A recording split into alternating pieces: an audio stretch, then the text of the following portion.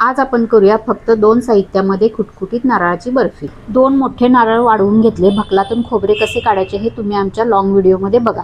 पाठीचा जो काळा भाग आहे तो पण काढून घेतला। पाठीचा काळा भाग आहे तो काढला नाही तरी पण चालेल, पण बर्फीचा रंग थोडासा ब्राउनिश येईल। सर्व खोबऱ्याचे बारीक बारीक तुकडे करून घेतले। मिक्सरच्या भांड्यामध्ये खोबरं काढून घेतलं। त्यामध्ये 2 वाटी साखर घातली, 1 वाटी साईचं घट्ट दूध घातले। हे सर्व आपल्याला एकदम बारीक वाटून घ्यायचं आहे, याच्यामध्ये कण नाही ठेवायचे। सर्व मिश्रण जाड बुडाच्या कढईमध्ये काढून घेतलं आणि याच्यातील मॉइश्चर संपेपर्यंत सर्व परतून घेऊया। 10 मिनिटांनंतर बघा मिश्रण कोरडं झालेलं आहे आणि कढईला चिकटत नाहीये। पुढचे 8 मिनिट आपल्याला असंच मिश्रण परतून घ्यायचं। जोपर्यंत साखर कॅरमलाइज होत नाही तोपर्यंत आपल्याला हे मिश्रण परतायचं, म्हणजे साखरेला थोडा थोडा गुलाबी रंग यायला लागल्यानंतरच गॅस बंद करायचा। बर्फी बनेपर्यंत आपल्याला गॅस मध्यमच ठेवायचा, गॅस वाढवायचा नाही। नारळाची बर्फी खुटखुटीत बनवण्यासाठी एक ट्रिक सांगितलेली आहे, तुम्ही आमचा लॉंग व्हिडिओ नक्की बघा।